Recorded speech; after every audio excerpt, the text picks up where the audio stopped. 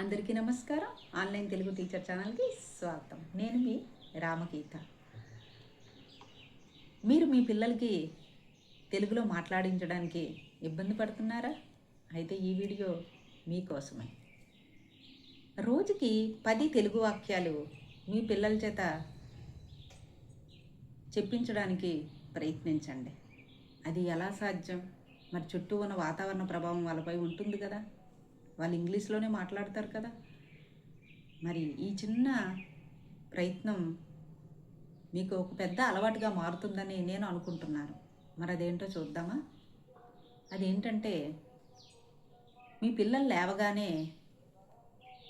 నిద్ర లేవగానే వెంటనే స్నానం చెయ్యి, బాత్రూమ్కి వెళ్ళే ముందు నువ్వు స్నానం చెయ్యి.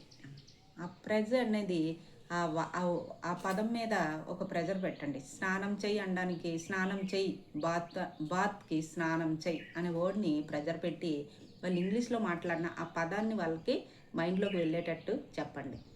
అలాగే వాళ్ళు తినేటప్పుడు తిను, బ్రేక్ఫాస్ట్ తిను, లంచ్ తిను అని తిను అనే పదాన్ని ఇంజెక్ట్ చేయండి. అలాగే పాలు త్రాగు, మిల్క్ త్రాగు, హార్లిక్స్ త్రాగు అంటే చిన్న పదాలు, ఇంగ్లీష్ అండ్ తెలుగు మిక్స్లో చిన్న చిన్న పదాలని వాళ్ళని ఇంజెక్ట్ చేయండి. అలా రోజుకు ఒక 10 పదాలు వాళ్ళకి అలవాటుగా మార్చండి.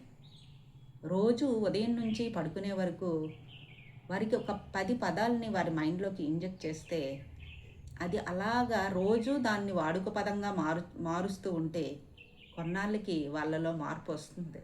వాళ్ళు ఆ పదాలని వల్లివేయడం జరుగుతుంది. అంటే తినేటప్పుడు ఇది తిను అనే పదాన్ని వాళ్ళకి గుర్తుకు వచ్చేటట్టుగా మనం రోజు చెప్తుండాలన్నమాట.